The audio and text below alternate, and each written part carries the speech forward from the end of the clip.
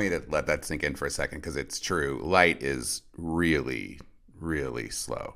It's a pain in the ass how slow light is. It's like a problem how slow light is. I hate how slow light is. I really want to believe there's something faster than light out there because light is too damn slow, friends. It's too damn slow. What the hell is Brady talking about? You're wondering. What I'm talking about is on cosmological level. The truth is light is in fact just really hella slow. And that is a problem for those of us who like the idea of thinking about exploring the universe, because we are told right now, we are meant to believe that the ultimate speed limit for living in this reality that we're in is the speed of light, that nothing can ever go faster than that. That is our understanding of physics right now. And that's a problem if you want to reach the stars.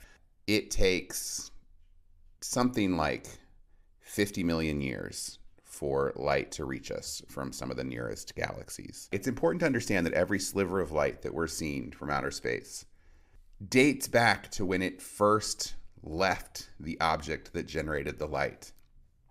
So if we're seeing light from another galaxy, then that light is many millions of years old. Just like all of the light that you see outside with your naked eye when you're looking up at the stars is at a minimum 10,000 years old, almost all the time. In a few cases, it's a little bit less than that. Alpha Centauri, that's like 35-year-old light, but most of it is like 10,000 years old. So most of the light that you're looking at when you look out into the sky, it's set out on that journey as human civilization began.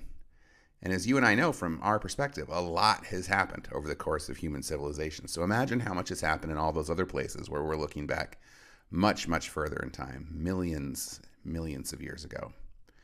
Could anything have possibly changed in that much time? Hello, and welcome to the third episode of Diamond Rhino. I am once again Brady Dale, the host of Diamond Rhino, the author of Front Stage Exit. Thank you for being here. And you are probably wondering, why am I going on about the speed of light today? Isn't this a crypto podcast? Well, the truth is, it is a crypto podcast, mostly, and Front Stage Exit is a crypto site, mostly.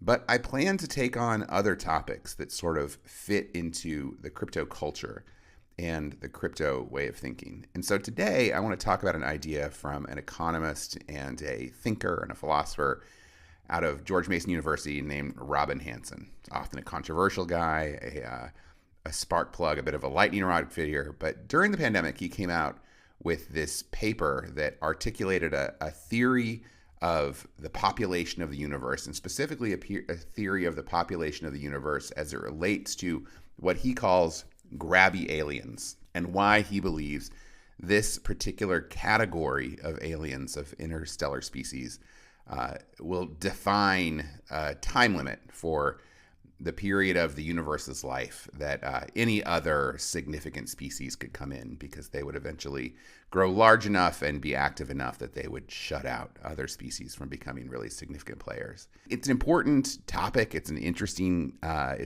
conversation that Hanson raised here, and I think it's worthwhile for crypto people to consider it, because crypto culture is all about thinking outside the Overton window of accepted ideas. Crypto people profit off of betting against the consensus models. But the problem is crypto is doing pretty well right now. The way people are thinking today is all about just sort of making a bet on how crypto will incorporate itself into traditional finance as we know it, will incorporate itself into the world that we know it. It has been accepted, by and large, far enough. The first post I ever wrote on the site was about how crypto has won. It's a done deal at this point. And so now we're sort of working in with the consensus way of thinking. And I think crypto people are getting a little weaker than they used to be, because we don't have to fight as hard as we once did. It's all about sort of negotiating our place at the table today. And so I think it's helpful to keep those like anti-consensus thinking skills sharp. And one of the best topics for doing that is this notion of what's going on with interstellar life and how should we be thinking about it.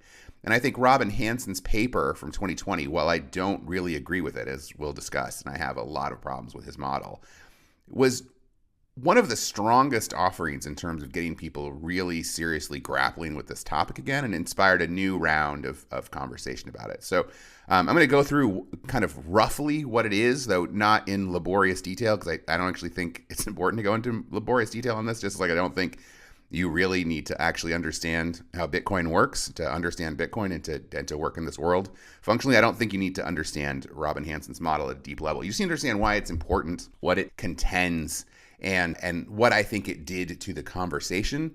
And then from there, I'm going to go into a little bit of my critique of it, some of the things that I think about aliens, about what's real and what's not, about my conjecture for what's going on in the universe based on what we have seen or what we think we've seen, and also what some other people have said about some of these topics. And I'm gonna bring that all back to crypto thinking along the way at the end, but also bring it back into, I think most crucially, a sort of a way in which thinking about this stuff helps us come up with a vision for a better world, just like I think a lot of us believe that Bitcoin and Ethereum and their antecedents have also helped us coordinate around a better world. And to kick us off, actually, we're going to go to a leader in the Bitcoin world. In 2023, Matthew Pines, the executive director of the Bitcoin Policy Institute, went on to the podcast What Bitcoin Did with Peter McCormick for an episode about whether or not the government was lying about aliens. And it's a great episode. It's highly worth listening to.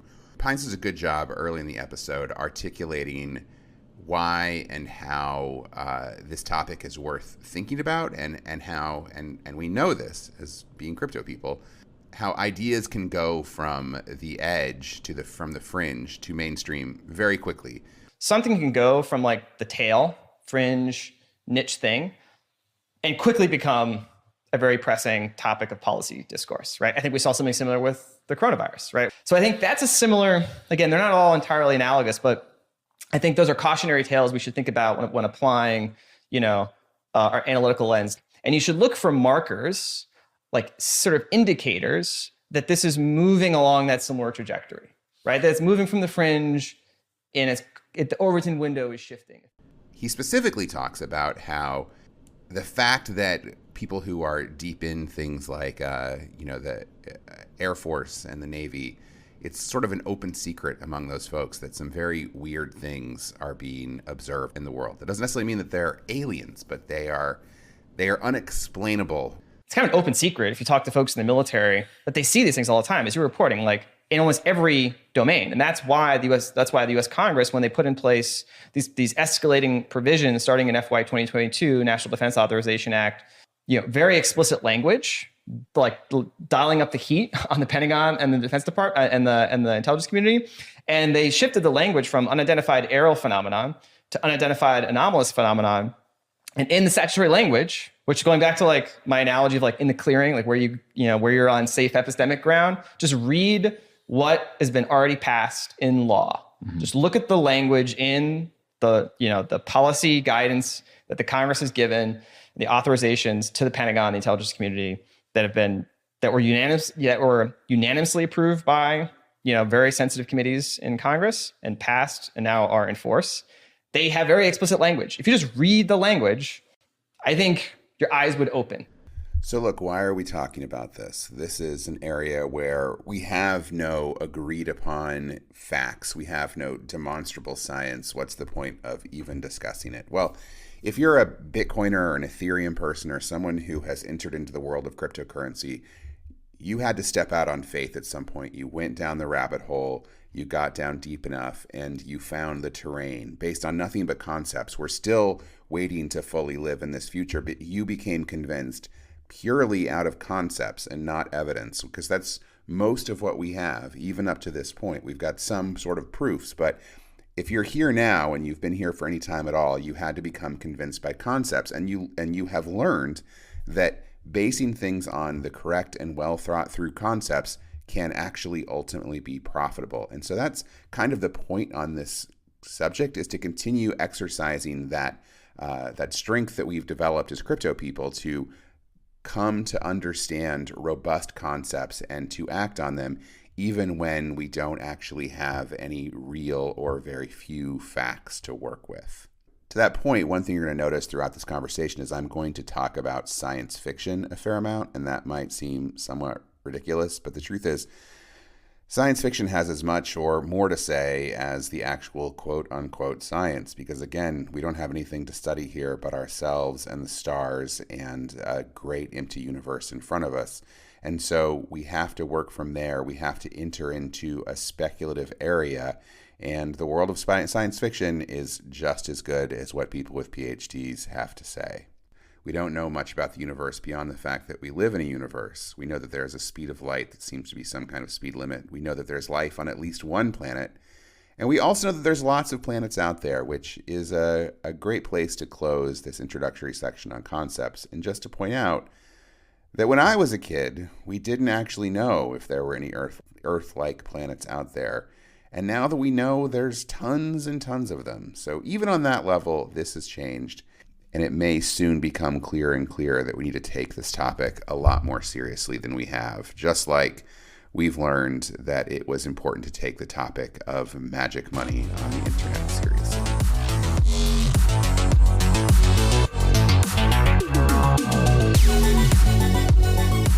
So now that we have that grounding as to why we're talking about all this and where we're headed, let's go ahead and start talking about this specific theory or hypothesis, really, this hypothesis from Robin Hanson of grabby alien. So first of all, Hanson articulates here that there's sort of two different kinds of alien species out there that he expects, intelligent alien species that he expects we would find in the universe.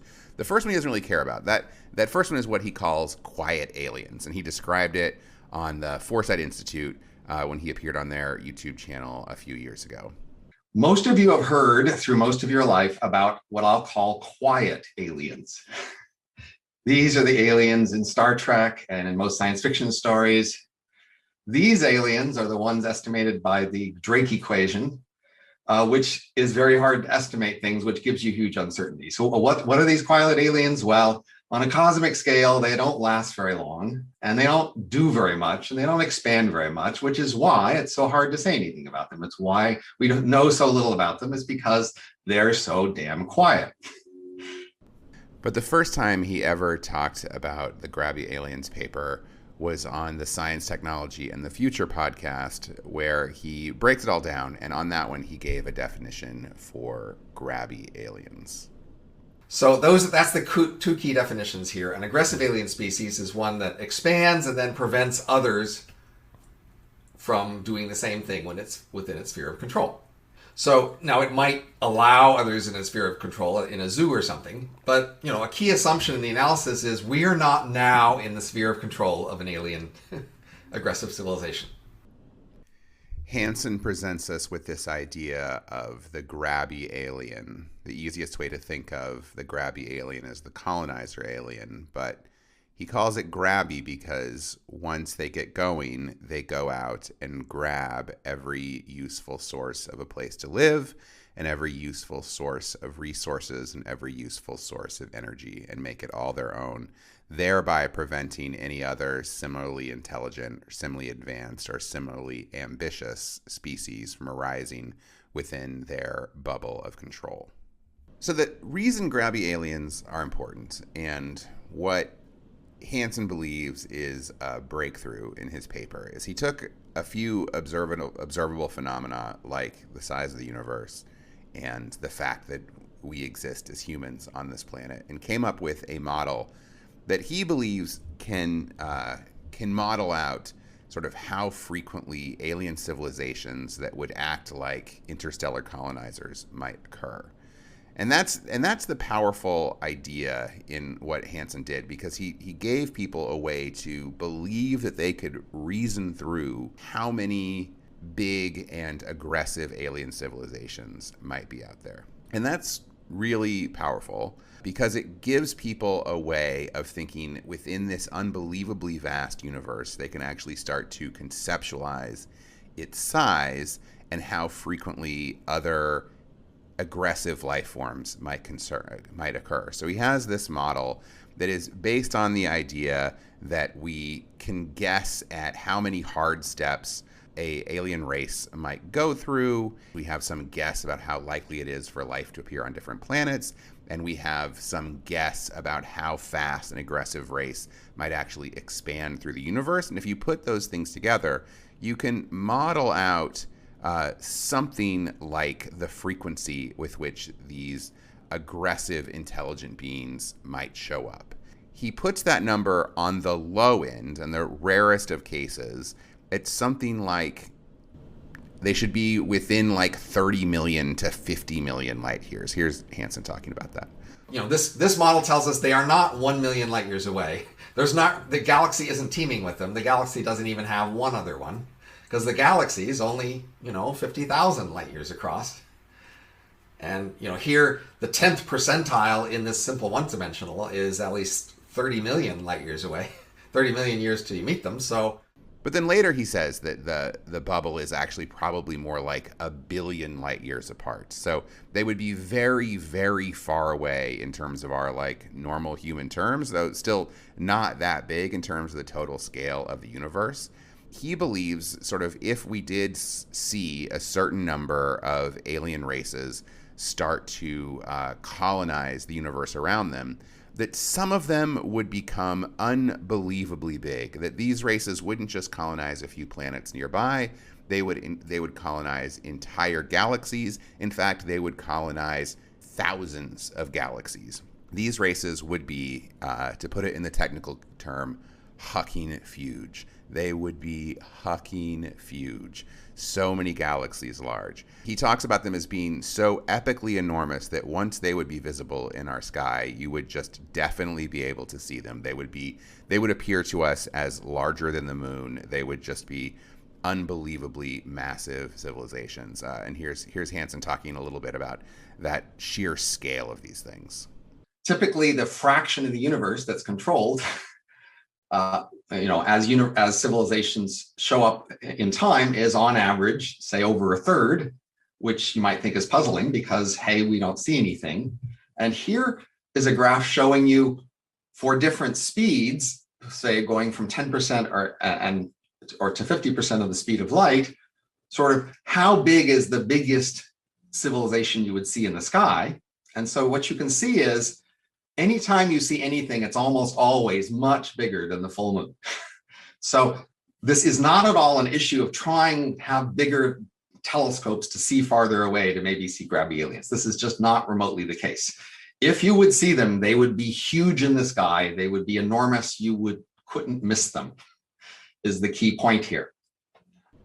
And what's really powerful is you can watch these models that Hanson has made based on his model, like these visual models. And he represents the entire universe as a sphere, which, it probably is something like a sphere of a certain size. And, right now we think that the size of the universe is probably something like 30 to 40 billion light years across.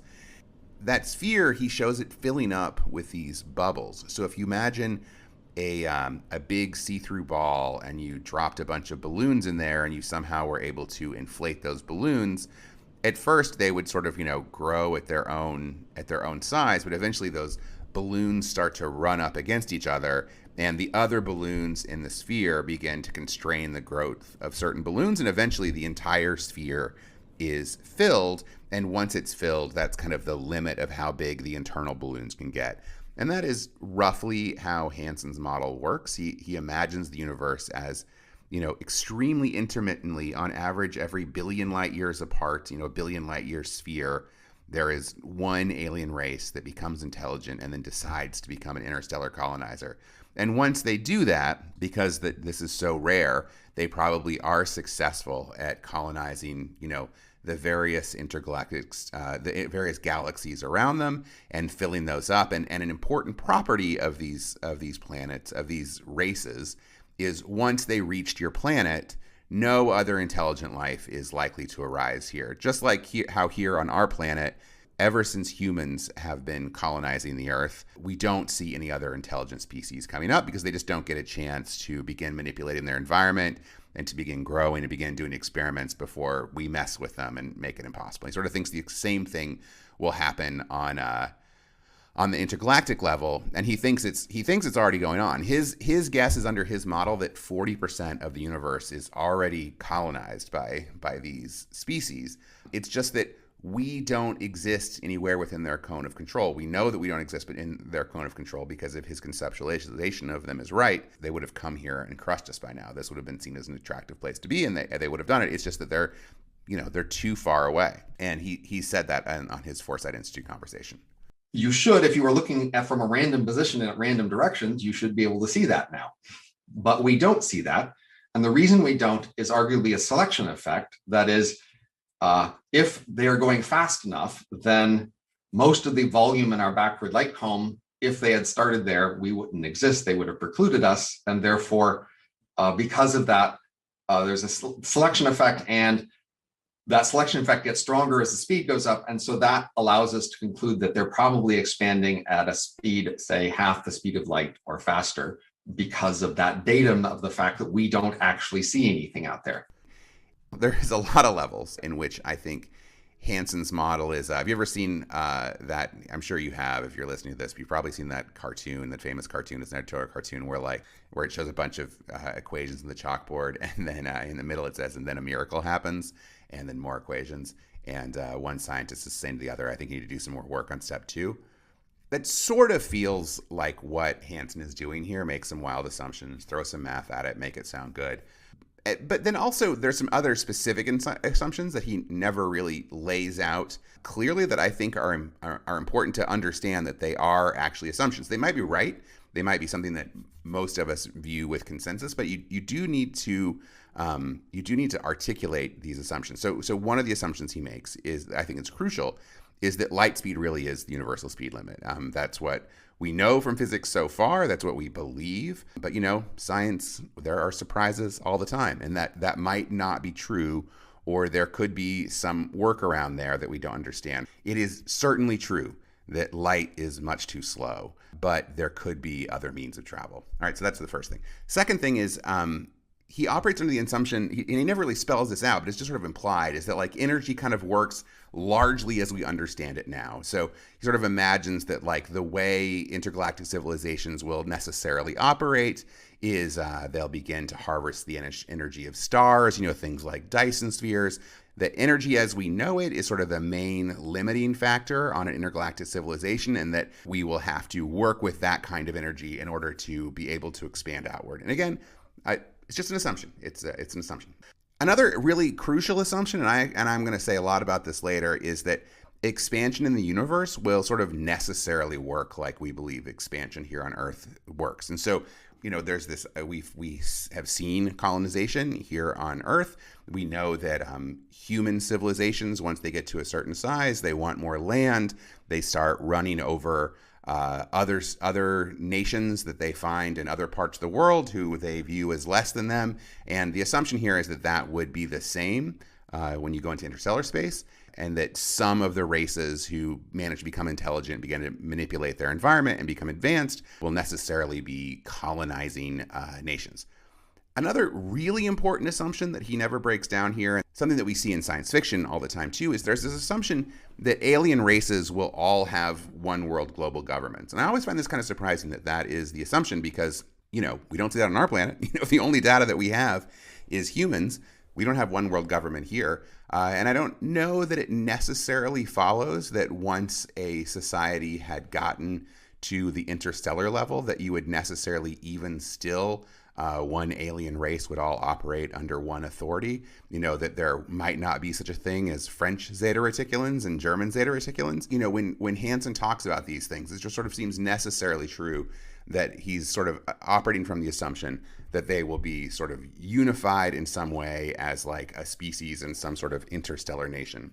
And another really, really crucial assumption, that he's assuming that if there were really vast alien civilizations out there, that they would be visible to the naked eye. And he never says it, but one assumes that what he means by that is they would be using so much energy that they would be emitting a lot of light.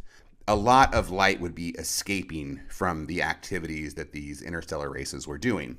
I understand that, right now we really can't imagine how you could ever control light from escaping from your planet like crazy. We can't control signals like that. We have a giant sphere of radio signals coming out from our planet all the time.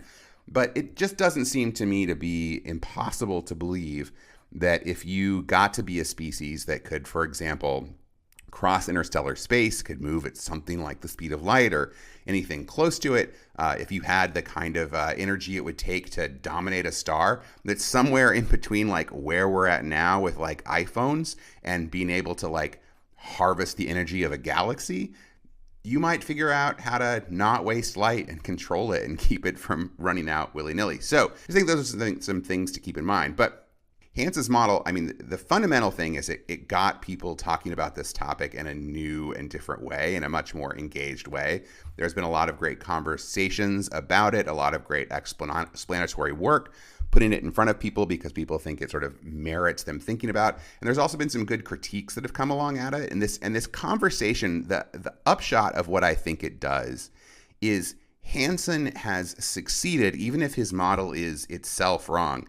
Hanson has succeeded in making this problem of thinking about the universe tractable for people. He has given them a framework for thinking about this topic in a new and fresh way that I don't really think that we had before. He's given them a way to believe that we could make some guesses about how frequently aggressive alien civilizations might occur. And again, I don't know that he's right, but this feeling of being able to get a handle on it is important. Here's Hanson talking about, the idea of just how far apart these things are.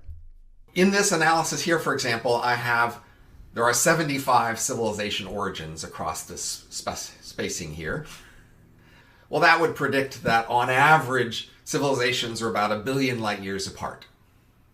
And then that means that, you might meet one in 500 million years if you were traveling at the speed of light, which is a pretty long way apart. But of course, since we'll probably last for another 100 billion years, there'll be this period of time from 1 billion years from now to 100 billion years from now where we'd have contact with lots of alien civilizations. Before listening to Hanson talk about how his grabby aliens conceptualization, it was very hard, and I still don't think I do, but I for myself have more of a sense of the scale of the universe now, and I actually think that's really, really powerful. I knew that light and time had this relationship, and the light that we see has this relationship, but until I really grappled with this grabby aliens model, but I didn't see light as clearly as I should. I didn't have this understanding that light is really slow, actually. Throughout our entire lives, every time we ever need to look at anything, light gets to us so fast that it might as well be instant from our perception. And so it's very hard for us to conceptualize the idea of something we see using light not being something that we see in the present. Everything we see, we believe we are seeing it now because for 99.9999999% of everything we need to deal with, that is close enough to true.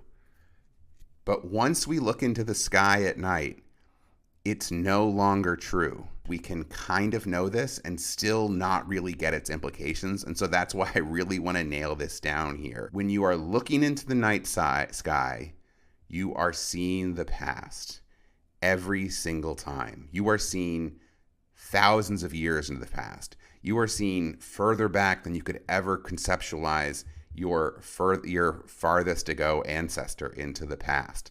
That's how far into the past that you're seeing. And taking this even further, no matter how powerful of telescopes that we build here on this planet, no matter how big they are, no matter how much they can make legible the tiniest little sliver of light out there, everything that we see coming to our planet from the sky is no younger than however long it took for that to travel. So if we are suddenly able to get a better picture of some of the furthest away galaxies, the ones that are something like 33 billion light years away, we are always seeing into the past, the deep, deep past.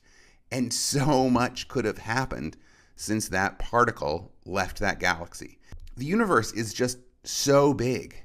But one of the things I love about the model that Hanson has given us here is he starts to enable us not to think about the universe's size, but the relative chunks of it. So even if the universe is bigger than we can possibly conceive of, there is some portion of that universe that is 10% of it.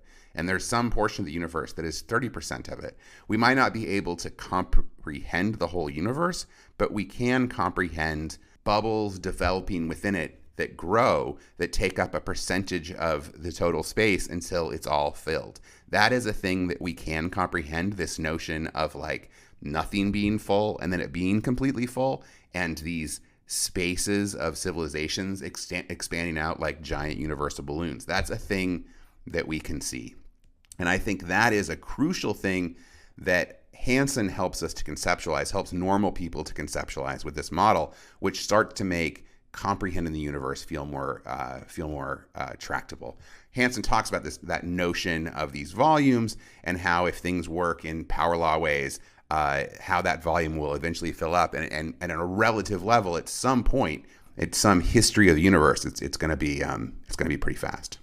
Power laws really concentrate later on because they're appearing according to this power law that for a long, long time, the universe is just empty and nothing's happening. And then they start to pop. And then toward the end, they're popping very quickly, except time runs out because the volume fills up and there's just no more place for them to pop. Prior to Hanson, the way this was typically talked about was this question of the Fermi paradox. And the Fermi paradox is this idea, this astronomer said, like, why don't we see alien beings out there? Once I got through Hanson's work here, and perhaps this is my bias for why I think Hanson is so important, because I'm sure Fermi understood this too, but it just didn't bring it home for me. It just doesn't really actually seem that confusing for me anymore that we don't see anything out there, because everything we can see is from so very long ago. It just seems possible for me that in all that enormous amount of time that has passed between all of the light getting to us and whatever's going on in all those places now, that a lot of things might have happened. The problem with both Hanson and Fermi, to me, is another underlying assumption that they both make is that somewhere out there, there must have been some planet on which an intelligent life was formed a very, very long time ago, long enough ago that it actually would be visible to us now.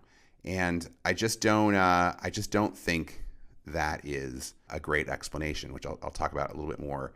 On the purest level, once you understand that like all of the light that we see from outer space is very, very old, the Fermi paradox becomes much less mystifying. And we'll go into this more in a little bit later. But another important assumption and another reframing that Hanson offers in his work is around this assumption that intelligent life might inevitably just end up killing itself. This is one of the things that Fermi also raised, is like perhaps there is just some point in which every intelligent species that comes along gets to a certain point with science in which it ends up killing himself. And the way that we usually talk about that, we talk about nuclear war. Like nuclear war is the thing that we would do that would lead us to wiping out human society. And so that maybe that's just what happens for every intelligent race. And I think Hanson does a really good job of saying, honestly, that's nonsense. And he did that. We'll have a few quotes from this show, but here's the first one we're going to offer from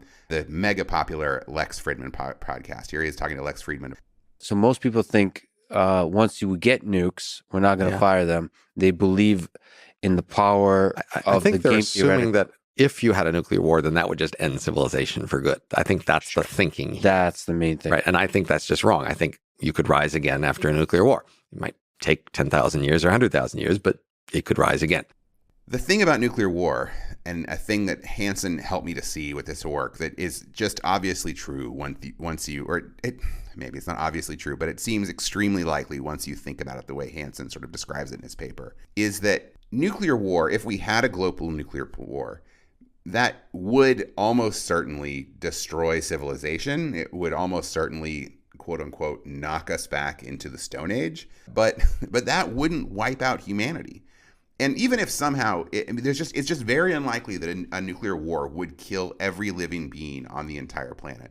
some number would survive, and probably enough of them that they could eventually rebuild a society that would eventually become fully advanced again. And perhaps it would learn that lesson and carry it forward, and then there wouldn't be another nuclear war. But it doesn't really matter. They could probably do it multiple times, honestly, and still have enough time on a cosmological scale. They would eventually be able to get there. The truth is, like, a nuclear war from a history of the human race perspective wouldn't even slow us down that much. You know, we've only been around for 10,000 years, which is much less than a blink of an eye in cosmic terms. We could do that 6 or 7 more times. We could start from nothing again and still get there in an amount of time that would be remarkably fast on the cosmic scale. So and the truth is, right now, and this is helpful to know. I mean, let's be clear. Nuclear war would be horrible. I don't want nuclear war. It's like the last thing I could possibly want. It would be the end of life as we know it. I'm just saying that from the history of life perspective, it is very unlikely it would kill enough humans that the human race couldn't bounce back. The truth is, we don't have anything powerful enough to wipe out all life on Earth. We just don't have that. And I think that's another thing that Hanson's work has done here, is to sort of help us think about the scale of things. We have sufficient power to destroy civilization. We don't have sufficient power to commit suicide. We just don't.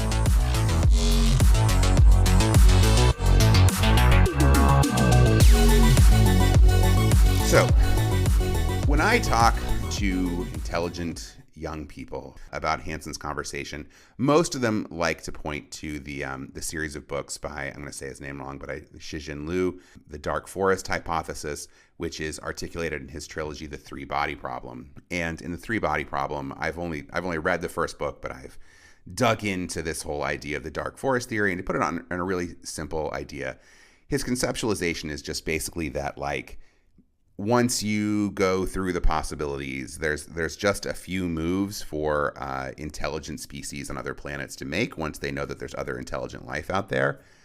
One move is either you ignore it. You're just like, okay, cool, I know it's there, but we're just gonna keep doing our own thing. The second move is you talk to it in some way. You sort of send a message and be like, hey, we're here too.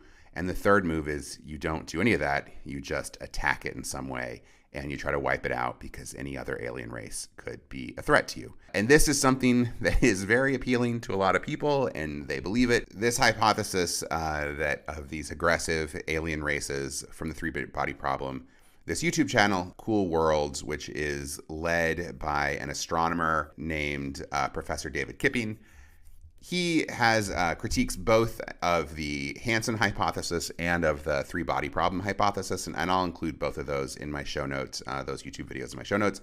They're both worth watching.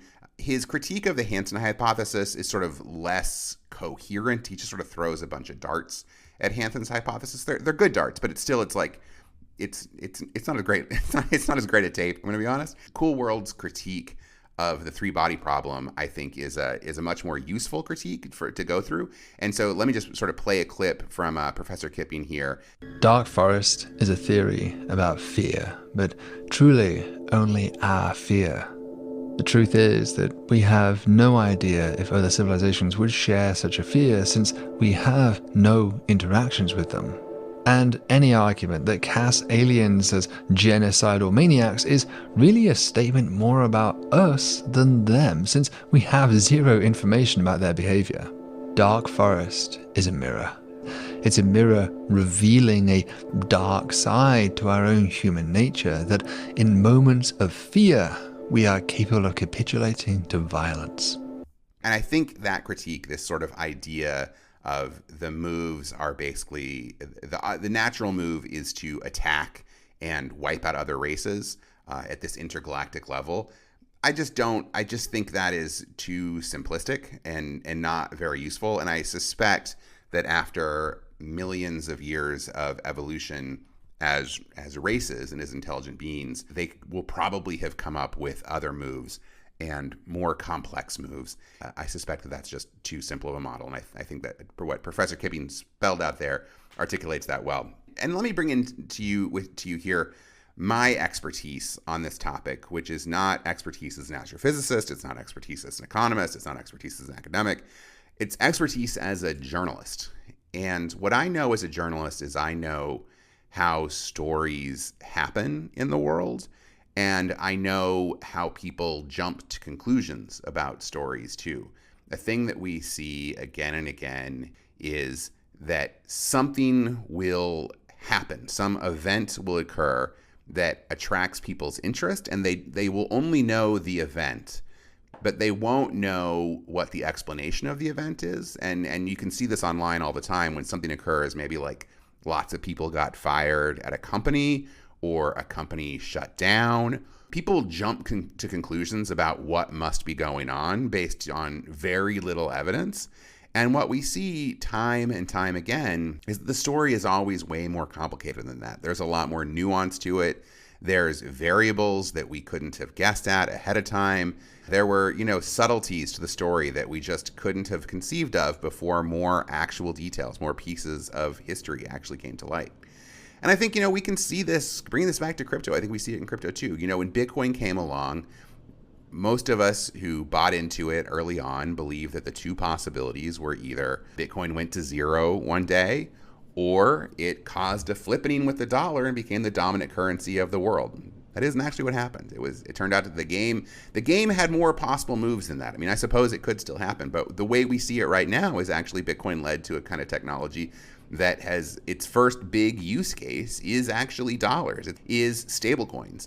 And it's not that that's bad for cryptocurrency. The other surprising upshot of that is the existence of stablecoins didn't just make the dollar stronger, it made crypto stronger. It brought a bunch of liquidity into the crypto ecosystem. We learn this lesson again and again, that nothing quite turns out the way that we think it's going to, that the story is always more complicated than it seems, but every time we have some other new story to tell, we think there's this very simple way that can play out. The only possibilities are they ignore us, they communicate with us, or they attack us. I just think that's really silly. I think there is, once you get to interstellar activity, I suspect we find that there are many more moves on the interplanetary diplomacy checkboard than ignore or attack.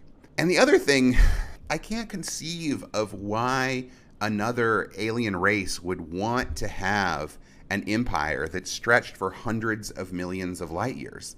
It doesn't make sense. Even if you had an empire that expanded just for a measly 10 million light years, you wouldn't be able to get a message from one end of the empire to the other in less than 10 million years.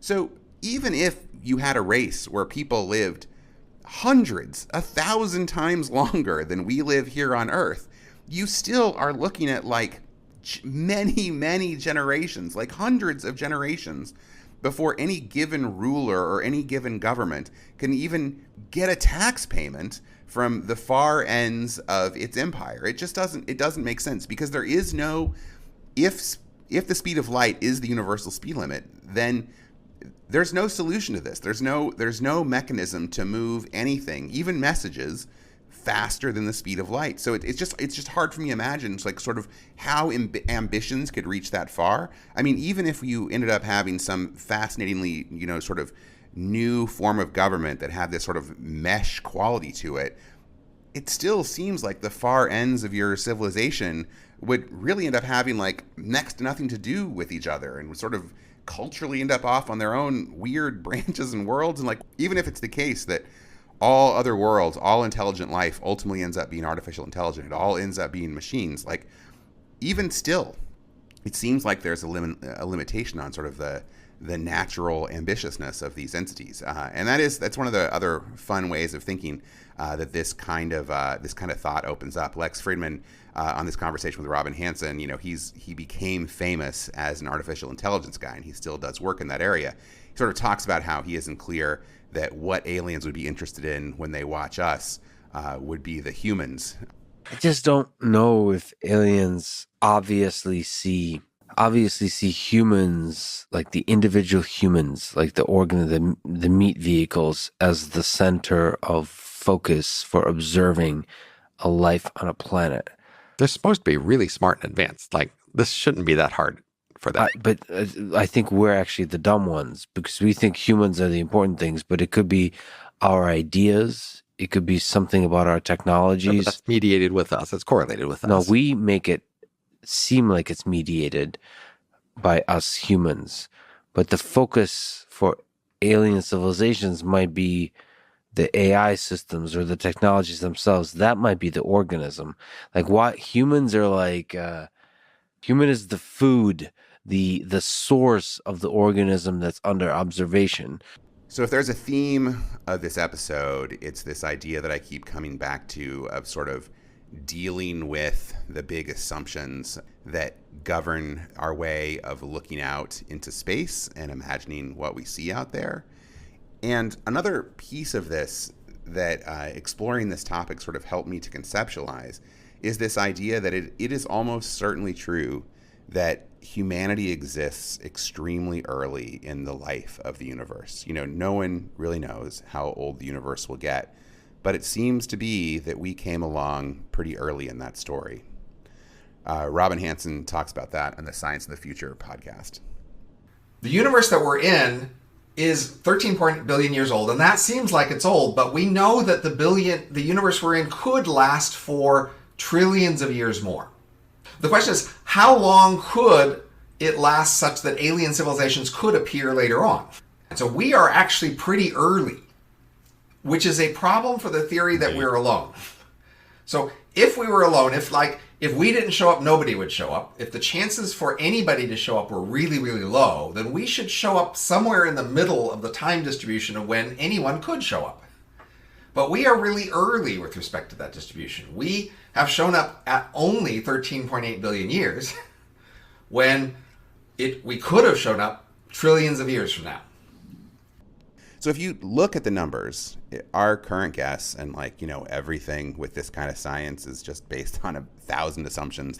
Our current conception for the age of the universe is 13.7 billion years, okay? Which is more time than any of us can ever conceptualize. But we don't need to conceptualize the actual size. What we can do is we can conceptualize proportions, okay? So the universe is 13.7 billion years old. We have a pretty good idea. And we think, there is belief that if there is life out there, there could have been parts of the universe that were habitable even pretty early on. That the first half of the existence of the universe was really, really chaotic and really, really messy. There was just radiation shooting everywhere. There was rocks flying around everywhere. There was giant solar flares, and it was really hot and messy and gassy and terrible. So most of the universe was completely uninhabitable, but even then, the universe is really big. There probably were some places in which stars formed, planets formed. Those things are very old. Life might have started pretty early on in some places, but it would have been rare. There wouldn't have been much. Earth is something like 4 billion years old. So 13.7 and 4 billion, that means Earth is something like a quarter of the length of the age of the total universe. Again, these things are all estimates. I know it isn't exactly a quarter, and if you consider the fact that the universe could last for 1 trillion years, we are so early on.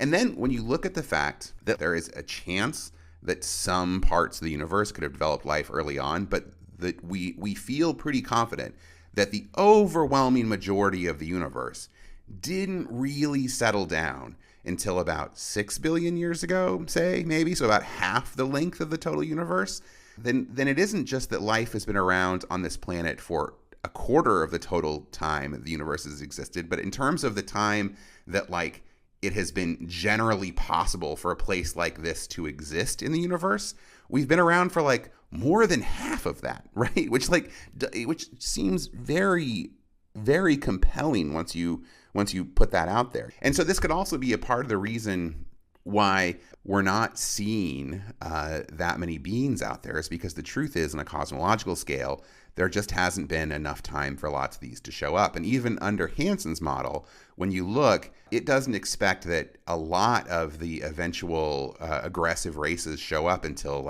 billions and billions of years from now. And there's this idea that Hanson has, which he talks about, called the Great Filter. The Great Filter is whatever it is that makes it hard for some part of the universe to start out early on with simple dead matter and then eventually end up with something that starts producing this aggressive alien civilization. it has to originate life, and then more complicated life, and then multicellular life, and then intelligence, etc. And it has to go through many steps that are hard. And what we mean by hard is to say, well, if we think about each step, some local region of the universe got to that step, and now it's trying to make the next step, and it basically just keeps trying. And it takes a long time to succeed, and we can talk about the expected time for that success. How long would that take on average? And the idea is, for a lot of these steps, that expected time is really long. In fact, much longer than the time we've seen so far, 13.8 billion years.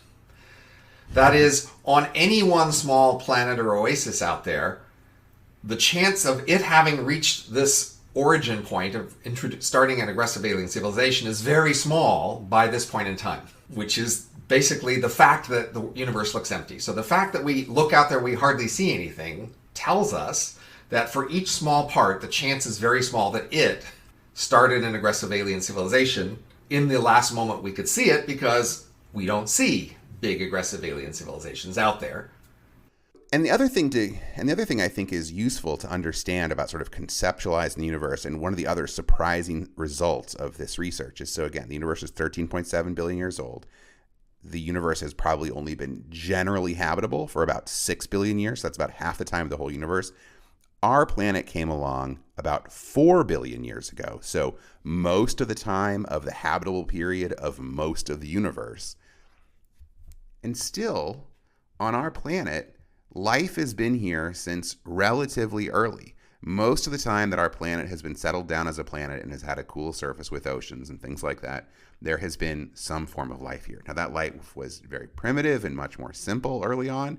It took a very long time for it to evolve into complex forms, to get out on land, all of that. But life started pretty quickly. And it's also worth noting that life didn't just start very, very quickly, but by the time that we've reached to now, life has reached almost every single part of the planet. There were parts of the planet where we didn't think there would be life, and those places are teeming with life. Like the thermal vents at the bottom of the ocean. They seem like they're too hot and too much pressure for life to be there. There's tons of life there. Under the Arctic ice sheets, there's life down there. I mean, it's a lot heavily microbial and mosses and things like that, but there's life. There's life all over. There's life in deserts, like deep. There's a lot of life in deserts. It's wild. Life finds the way. And that's why I suspect, and I probably am not going to live long enough to have this confirmed, but I suspect that the universe is absolutely teeming with life. It's the only thing that makes sense to me on an intuitive level. It just seems like there's too many planets out there. And when you look at A, the stage that we're existence in the universe, and B, how quickly life showed up here and how aggressive and robust and flexible life has been on our own planet, it's just hard for me to believe that if it happened here, it hasn't happened somewhere else. And one of the things I think that we've seen over and over again through science and research is that we constantly under-index the scale of things, and we keep getting it wrong, and we keep learning this lesson and never plan it again. There's this great episode. There's this new show on YouTube that I really like called How Sound. They sort of dig into science and make it fun and explore it in cool video ways. And they did an episode recently where they talked about research using AI on the forests of South America. And some researchers had taken some scans of forests that had been made, and they weren't even close to scans of the whole forest. They were just, little smidges of the forest that exists out there. And they used AI to analyze them. And one of the things they were able to do with AI is they were able to identify sites in those forests that were completely covered in trees, like totally covered in trees, completely reclaimed by nature, but that showed signs of having once been inhabited by humans. And what I mean by once inhabited by humans is, big freaking structures were in these forests, like big old pyramids, giant temples. And we had known that ancient South American peoples had built structures like these, but we'd had some assumption for how extensive and how much they might have done it. And we didn't really think it was that much. But once we started using AI to evaluate these forests, we started seeing unnatural peaks and valleys throughout it, and they realized these are structures that have simply been covered up by nature. Nature will reclaim things on a historical time scale that is much faster than we would think so. And so they've gone out and found some of these, but now they're sort of started to realize that there's probably like way more of these structures out there in the world, and that these societies were way more extensive than they ever had anticipated. So it's a really profound finding. And I suspect if we ever are able to get out there into space, we will find something very similar. It doesn't mean that all these planets will necessarily have intelligent life, but I suspect that if life showed up here, it probably showed up a lot of places. And I expect there is a lot more that we don't understand, too. I sort of think that we are in this moment right now where we are living in the religion of physics, because physics has turned out to be the most useful branch of science for us, the most fruitful branch of science. It has led to most of our breakthroughs. It has transformed our conception of the universe and ourselves.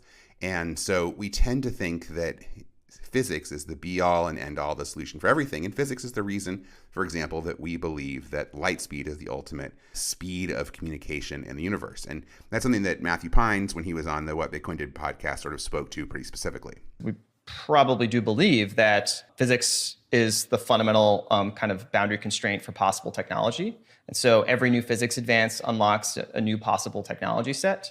And we kind of believe, this is maybe more philosophical, but that there's some fundamental set of physics that any observer can ever figure out. So once you figured out all the possible physics that you can figure out, that basically binds the space of possible technologies you can invent. Similarly, that is also an assumption that undergirds everything that Hanson did. And Hanson talks about that as well in that first podcast. In 50 million years, it seems almost certain that they and we will both have reached sort of the limits of technology, and we would both be sort of fully capable of using our physical world around us to do whatever needs to be done. So these would almost entirely be meetings of equals, at least in terms of technology. But of course, they might not be equal cultures or equal habits or something, depending on whether we've allowed those to decay or whatever. But I actually suspect, and I think we're starting to see more and more, at least conceptualization of this idea, that there is something even deeper and even more powerful in this universe, that there is a way for us to access at some point. We just don't know how to do it yet. And that could be some kind of energy that we don't yet understand. We know for sure that there is more energy in atoms than we can possibly even comprehend to utilize yet. We just don't know how to use it in an effective way. So that could be it. But I actually think it's something even more profound than that. I suspect that that at the root of the universe is something that is like or related to our experience of consciousness. And I suspect that sense of consciousness is something that we will be able to use to experience and to manipulate the universe with. There's this thing that often gets discussed about, though I think probably seldom on crypto podcasts, is the hard problem of consciousness. And the reality is we don't understand what consciousness is, and we don't understand where it comes from. We don't understand what gives rise to it. We don't understand why we look in the mirror and we know that that's us there. This is just not something that we get yet. And there is a growing conceptualization, even from people as weird as materialistic and as anti-woo, even from people as anti-woo as like guys like Sam Harris. His wife wrote a book on this, on the idea of panpsychism, this idea that consciousness could be some fundamental force in the universe. There's a fellow who there's some vibes with him that throw me off a little bit, but one of the most influential writers on unexplained phenomena in human history, still alive. His name is Whitney Strieber. He wrote the book called Communion. The cover of that book is what gave rise to our concept of the little gray men or the little green men. Whitney Strieber spoke about this on a recent podcast about the phenomenology of the phenomenon of the unexplained, and he talked about consciousness on that. Are we generating consciousness or participating in consciousness? This is the question. And it's a question we actually may be able to answer empirically at some point. I know that there's a lot of interest in this question at the neurological level, and quite a few neurologists who would argue that this is absolutely ridiculous, that it is all consciousness is in here. But there's also another strain in that community, and it's beginning to have more credibility, that possibly consciousness is a field in which we participate. And he is hardly the only person to talk about consciousness this way. And when you start to look into the stories of alien encounters and UAPs, obviously they're nothing reproducible. There's no science we can do around this stuff. We just have to take witnesses' experiences at face value. But there is a lot of commonalities to those experiences. A lot of the stories repeat in various ways, and they come from people who wouldn't have necessarily been exposed to the deep juju of this stuff before. But one of the things which is seen again and again is a lot of these experiences sort of have a dreamlike quality. Of course, that could be because they are literally dreams, but it could also be because there is something about the experience with these creatures, these other beings, these extraterrestrial or interdimensional beings that could have some sort of relationship to consciousness in a way that we don't understand, and that could be a level of communication occurring that we don't quite have full access to yet. And so that's why it sort of seems impossible to us. There's been a lot of talk about this over time and even research on it. I'm not going into a lot of details on it, but I suspect that there may be a way, once we truly understand and are able to work with consciousness, that consciousness might actually provide some sort of answer to this problem of faster than light communication. It might be a workaround for this problem of the slowness of light. What I'm saying is there is a chance that we're living in the age of physics, and that the real action will kick in when we figure out how to live in the age of consciousness.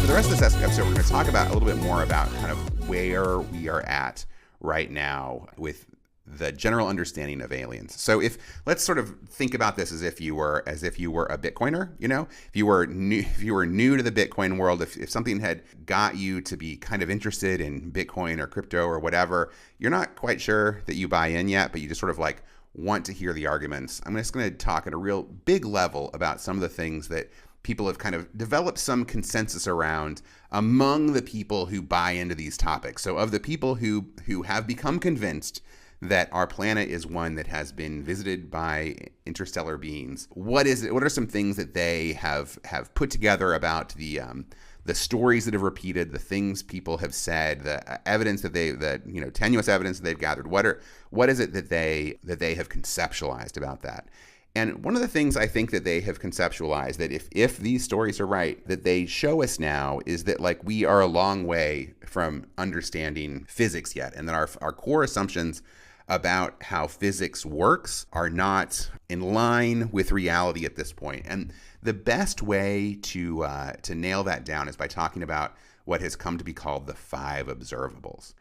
And the 5 observables are these qualities of extraterrestrial encounters that are seen again and again. They are things that, if the stories are true, if the videos that we have and the grainy photos that we have and the documentation we have of these encounters are right, you are able to see, if not precisely measure, 5 things about these different objects that we observe that are true again and again. And so those are called the 5 observables. So the 5 observables are, first of all, positive lift. The best way to think about that is anti-gravity. So moving without any sign of a means of locomotion, moving in ways that sort of can't be explained visibly. The second one is sudden and instantaneous acceleration. So even a very, very fast plane on our planet starts from 0, and then it observably moves from 0 to, we always talk about 0 to 60 for cars, and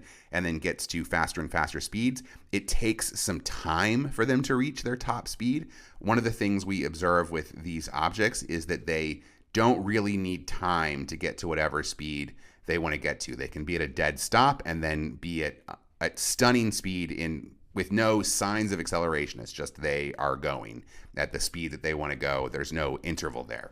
The third observable is hypersonic velocities without signatures. So the 2 signatures that we usually see with things moving very fast for earthly things are smoke or some kind of afterburner, something that shows a propeller. We don't see anything like that. And then also for hypersonic vehicles, we see booms, but there aren't booms with these objects either. So it's like they're moving through space without affecting it. The fourth observable, which is sort of counter observable, is low observability. So we seem to be able to see them as much as they want us to, and to the extent that they want us to. So we'll see things that will appear maybe partially transparent.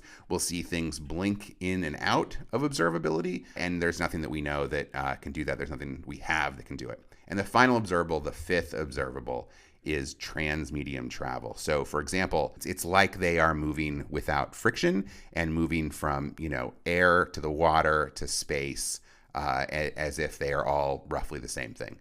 We don't see them moving through land yet, so that seems to be a limitation. But so those are the 5 observables. So if we assume that some of these accounts are accurate in some way, all of those observables, what comes together is that they tell us that we don't understand physics yet. And in fact, we don't understand physics at a fundamental level, because every single one of these, it isn't just that they are more powerful versions of what we can do, that we have no version of being able to do these things. We have no version of being able to have an object exist in front of you and to change its level of observability, right? We can't lower the degree to which you can see that thing. We have no version of an ability to shift velocities instantaneously. We don't have that. We have no version of an ability to move something without a perceptible means of locomotion.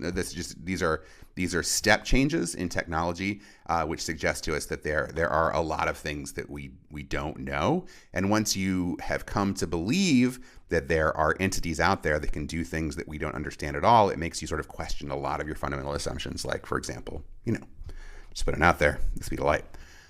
And so the more we contend with this, the more we have to start asking if our fundamental assumptions about what other life forms might be are wrong. Is it necessarily true, for example, even that they are extraterrestrial? Might there be some other explanation that isn't as simple as that one? Could they live some other kind of place? And that's something Matthew Pines spoke about on what Bitcoin did. Okay, if I'm 90% non-human intelligence, well, what does that 90% ascribe to those other 4 categories of explanation? Do I think it's some extraterrestrial cousin who's coming here to kind of be our big brother / guide? Are they here to contain us because they think we're a threat to them? Are they interdimensional beings? Are they us from the future here to warn us of an impending cataclysm that they want to prevent? Are they, ultra-terrestrials that have been here for hundreds of thousands of years and they're just stuck here for whatever reason? I really don't know. I have no evidence one way or the other. So again, we have to just go back to what we know has happened and what we know has happened. If you're willing to entertain at least partially that maybe you could believe that there has been some aliens out there, that perhaps you're somewhat open to the idea that we have had experiences with interstellar visitors, then you have to start thinking about what they've done and what they haven't done. And I think Hanson does a good job of explaining that what we think has happened, if any of it has happened, well, it's pretty strange, the choices that they've made. There's another key datum we need to explain about UFOs if we're going to have a hypothesis that explains them. And this is something many people have noticed, which is they could have either just remained completely invisible. Clearly, an advanced civilization could have been completely invisible. There's no reason they need to fly around and be noticed. They could just be in orbit in dark satellites that are completely invisible to us, watching whatever they want to watch. That would be well within their abilities. That's one thing they could have done. The other thing they could do is just show up and land on the White House lawn, as they say, and shake hands, make themselves really obvious. Mm-hmm. They could have done either of those, and they didn't do either of those. That's the next thing you need to explain about UFOs as aliens. Why would they take this intermediate approach, hanging out near the edge of visibility with somewhat impressive mechanisms, but not walking up and introducing themselves, nor just being completely invisible? And one of the best explanations for sort of dealing with the weirdness of this decision to kind of contact us, but not really contact us, to not quite show themselves, but to kind of show themselves, could be because they are actually our cousins.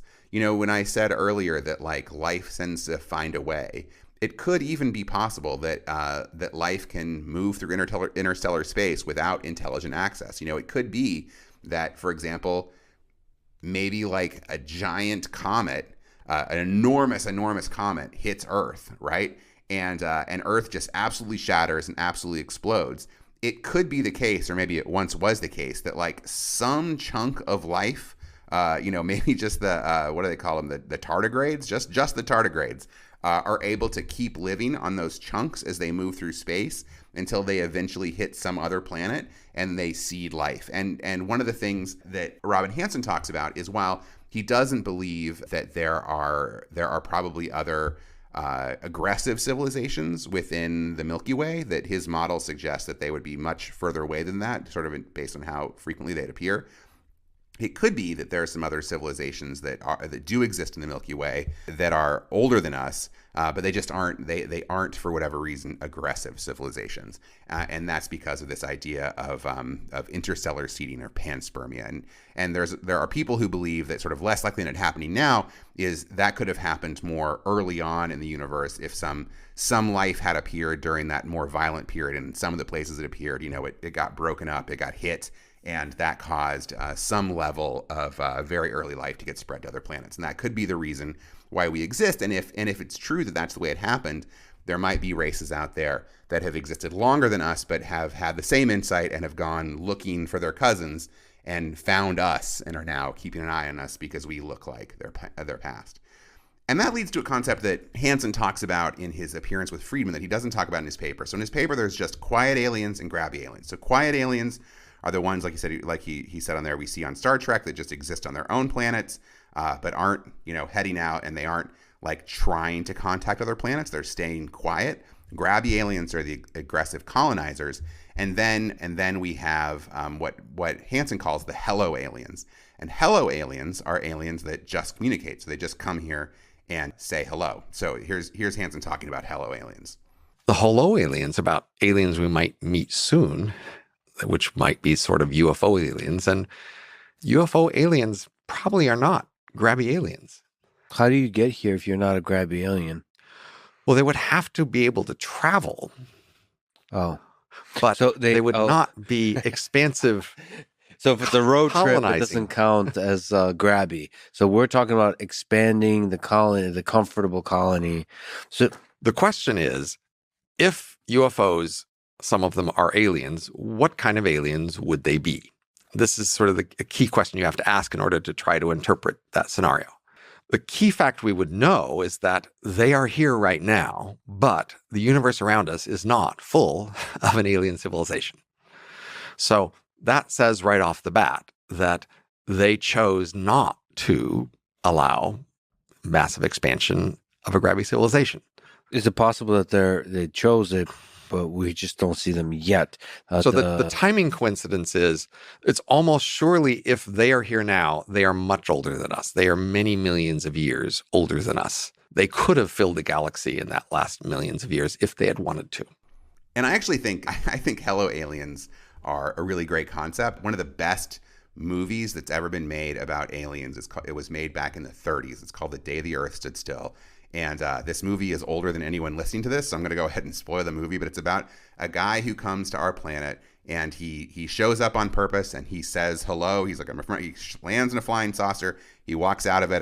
He's like, take me to your leader. He ends up getting shot. A whole bunch of things happen. Doesn't matter. It's a great movie. I mean, you should go look it up. But the point is, when the movie ends, and he gets back into his spaceship, and he returns to the stars, he gives this message to a bunch of scientists who are gathered to see him, and he's just like, listen. Here's the message I came to give you guys.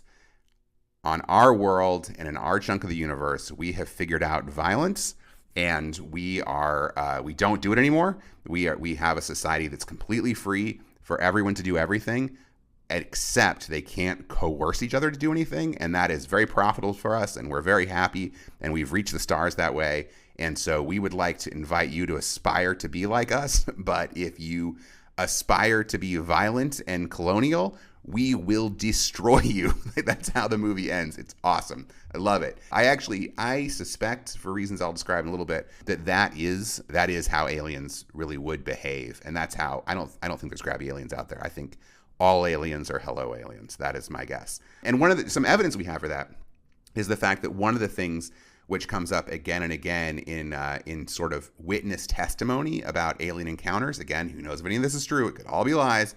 But if some of it's true, a thing that appears over and over again is alien activities around nuclear facilities. And that's something that Matthew Pines talks about on What Bitcoin Did. That these things have been a strong correlation over history of interacting with our nuclear weapons.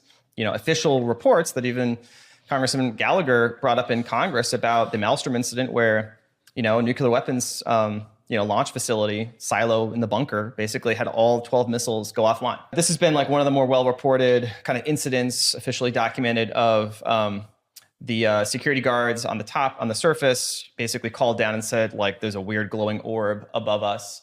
So to me, the best conceptualization and the way that I really suspect it actually works there in the universe is the movie Contact. And even if you haven't seen it yet, I'm not going to spoil it by telling you what happens. It's a beautiful, beautiful movie. But the concept of the movie is basically we get contacted by some very old alien species that has been contacting other planets as they develop to a certain level for a very long time.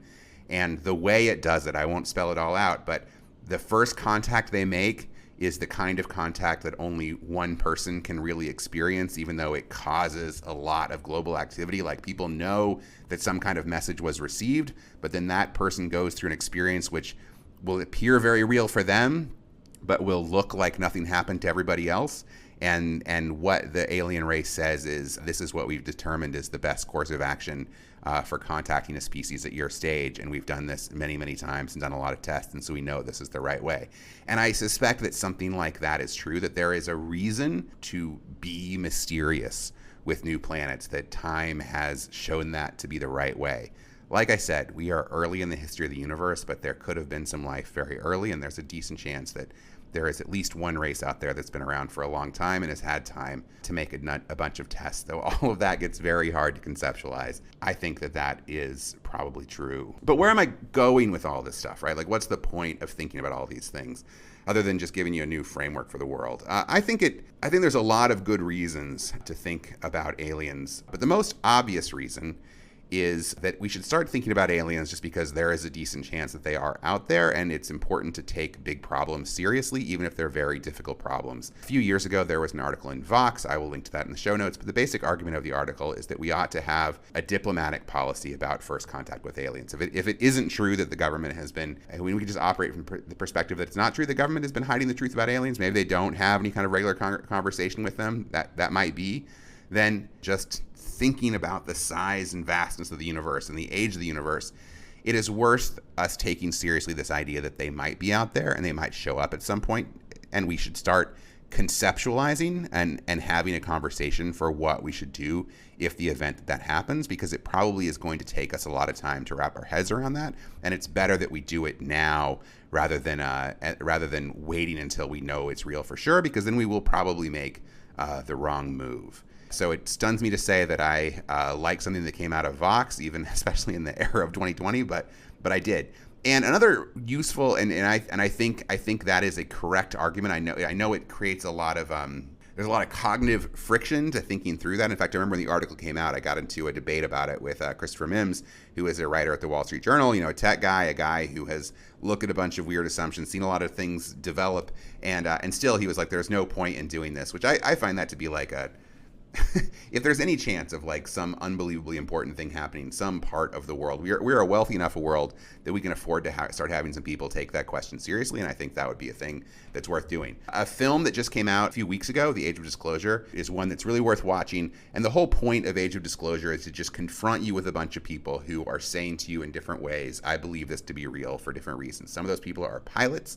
Some of those people are members of the military. Some of those people are former members, significant people in the U.S. government. Some of those people are current members of the U.S. government. And so I'm just going to play for you a few quotes from that. One of them is this guy who is an astrophysicist, a high-level scientist who worked for this program called ATIP, which used to study alien phenomena in the U.S. He claims in the movie that he knows for sure about 2 alien races. I'm aware of at least 2 advanced non-human species, one of which made contact with the legacy crash retrieval program, the other of which the bodies were recovered by the crash retrieval program in various crashes. Another person who shows up is the current Secretary of State, but at the time of this filming was still, just a U.S. Senator, and that's Florida Senator and Republican Marco Rubio. And he just talks about how sort of the willingness of people to talk about this topic shifted over time. Up until very recently, there was zero incentive for a naval aviator to come forward and say, this is what I saw. And honestly, up until very recently, there was zero incentive for a U.S. Senator to talk about it, because people would think, what's wrong? This guy's a weirdo. And then one of them that I think is perhaps the most important, and this is really going to be 2 quotes here, is Christopher Mellon, who used to be a deputy secretary for intelligence in the military, comes on and he talks about the reason why he thinks it's so important that people discuss this topic and why he came onto the film to say what he knows is because he thinks that once we start to grapple with the idea of alien life, that has the potential to really bring the world together and to foster human flourishing. So here's Christopher Mellon on that, which following up with a famous quote from former President Ronald Reagan. One of the reasons that I am so ardent about this issue is because I think it has the potential to change the perspective and the outlook of world leaders and the populations of those countries, to see more of what we have in common and the challenges that we face together. If we're going to survive as a species, we need unprecedented levels of international collaboration. I occasionally think how quickly our differences worldwide would vanish if we were facing an alien threat from outside this world.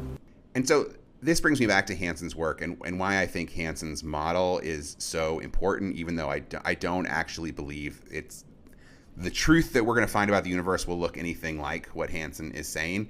I still think the fact that he has made it more feasible to conceptualize the scale of the universe, to conceptualize the prevalence of aliens in that universe, and to conceptualize why it might be important to think about dealing with those aliens has been one of the most powerful things that Hanson has contributed here. He has revived this conversation in a way that I think has actually mattered, though it's not enough yet. But this problem of contact with other worlds is a very, very big one. But the only way to solve the problem of having positive contact with other worlds is to begin working on it. And so that's a thing that I'm arguing that we should do. And I think there is a lot of work to be done beyond just figuring out how to travel into interstellar space. The final argument I'm going to leave you with here is that philosophy is actually a technology. Much of human science fiction up to now has been a game of trying to think through what aliens might be like. And a lot of that conceptualization has evolved quite a bit over the years that we've been doing it. It has somehow advanced its thinking, even though it's about a topic that we really don't know anything about. And Pines kind of nails that down pretty well in a quote that he, in a bit that he says on the What Bitcoin Did podcast, where he talks about some of the ways of conceptualizing ways that aliens might look at the universe.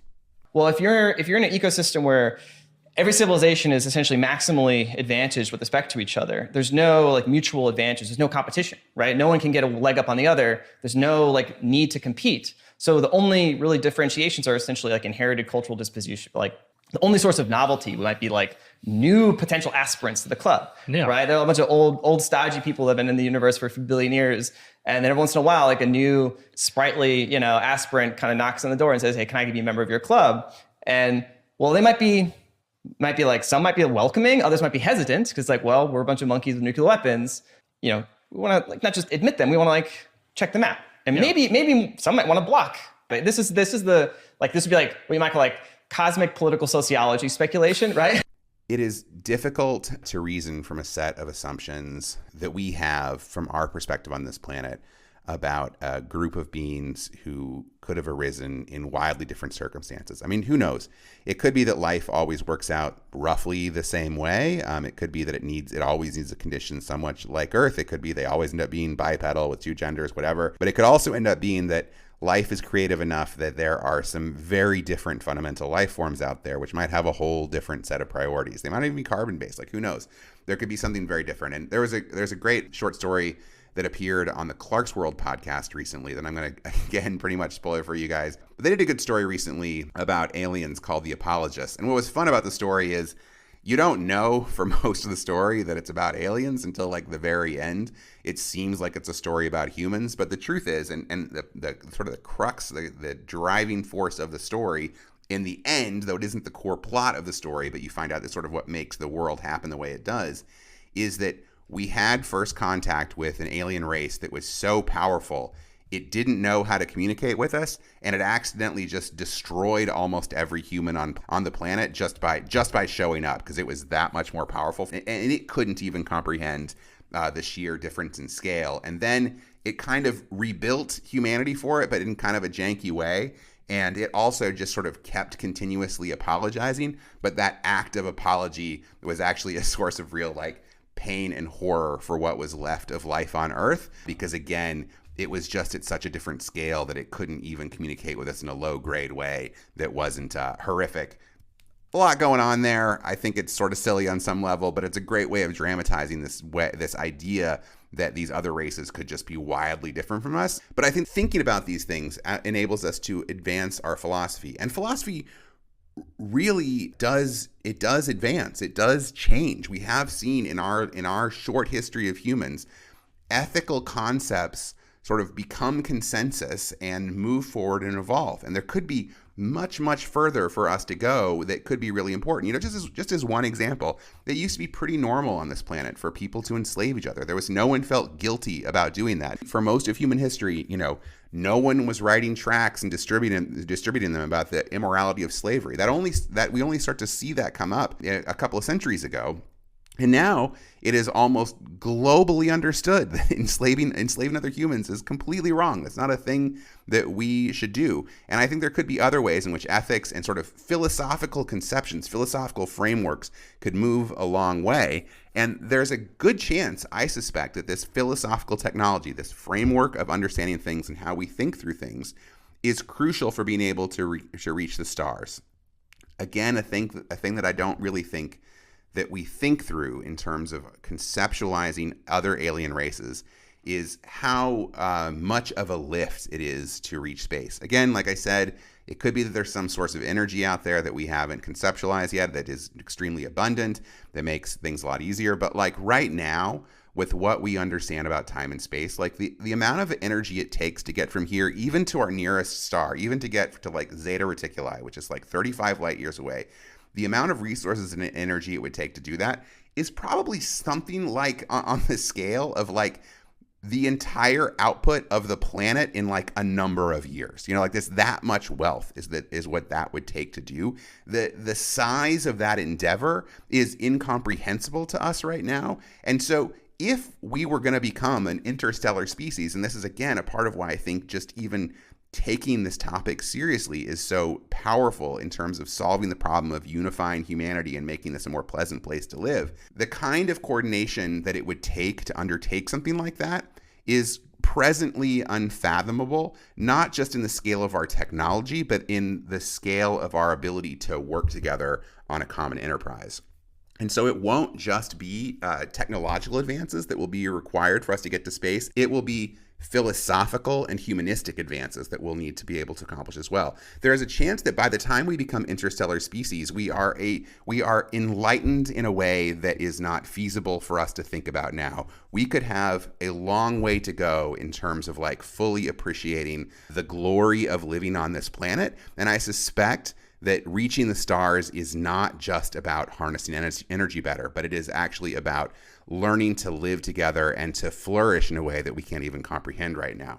The scale of the universe, the size of this problem, enables you to think that if it is possibly solvable, it probably leads us to a new realm of human consciousness and human experiences. I find that all very exciting. I suspect that intergalactic species are effectively infinitely wealthy species and infinitely enlightened species. And I guess at that point, once you start to think in those terms of like astounding enlightenment and astounding wealth, it becomes hard for me to believe that races like that, races that have come that far, would still have any need to be aggressive, to be colonizing. I think we'd have to be a long way past that.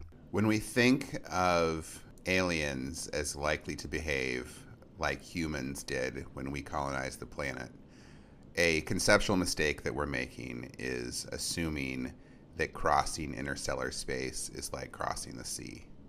It's not. It's not just a difference in kind. It's many, many differences in kind. It's many orders of magnitude different.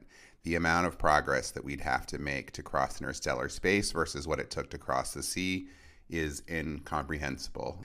And so it is silly to imagine that by the point we're able to go that far, we won't possibly have gone quite a bit further philosophically as well.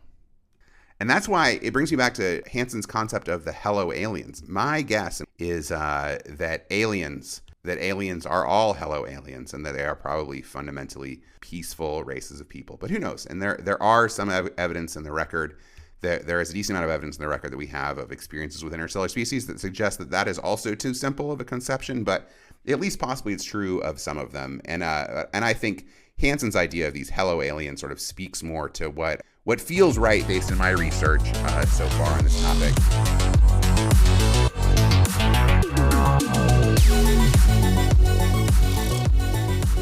And so that brings me to the end of our conversation here. Hopefully this has been somewhat enlightening for the folks who are here. It's just funny, I just think that this is a fruitful area of thinking and exploring, and one that has the potential, at the point at which we're all able to take it seriously, which I assume is a long way out from now, to have downstream effects that are much bigger than better science fiction movies. And so that's why I think it's important for you to present this to you. And for folks who are into the crypto world, I think you are some of the folks who are the most ready to have these conversations. And that's why I'm doing this for my third podcast. And as I was writing this, I stumbled on this really crazy tweet from an account called @42 on Twitter.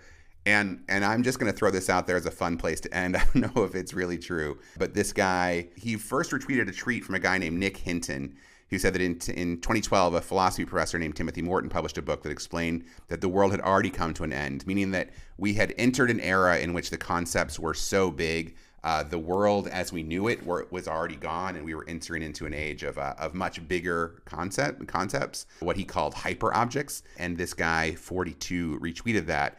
And in his retweet, he wrote, "Bitcoin will soon be understood as a hyper object similar to UAPs. Bitcoin is the phenomena in that it represents an arrival from the future." I think thinking about cryptocurrency sort of opens up your mind to thinking about possibilities that could also open up your mind to sort of seeing how exciting this concept and the potential of exploring this concept of alien life, alien contact could be for us living right here, right now on this earth. Hopefully, as Bitcoiners and crypto people, you are open to exploring new ideas, and I hope that this one has been a useful one and a fruitful one for you. So thanks for being here. Hopefully this ride wasn't too wild and you enjoyed it. Hopefully this one made you feel that the way I close this episode is even more true than ever, that this is, in fact, a beautiful world. It is a beautiful world out there, but encrypt your files. The new Lamborghini, yeah. The new Lamborghini, come on now. Lamborghini, yeah. Lamborghini, ooh. Lamborghini, whoa. Lamborghini. There's only one way it goes, There's only one way it shows, yeah. Like a rocket to the moon, like a falcon in the sky. She goes up, up, up, up, woo. Bitcoin's going up, come sing it, yeah. Bitcoin's going up. My Bitcoin's going up, sing it, yeah. Bitcoin's going up, up. My Bitcoin's going up, up, I swear every time I check the price, see that Bitcoin's going up, yeah. Every time I check the price, my Bitcoin's going up. My Bitcoin's going up, Bitcoin's going up. Every time I check the price, I say my Bitcoin's going up. Ooh, every time I check the price, I say Bitcoin's going. Well, every time I check the price, Bitcoin's going up. Every time I check the price, my Bitcoin's to the sky.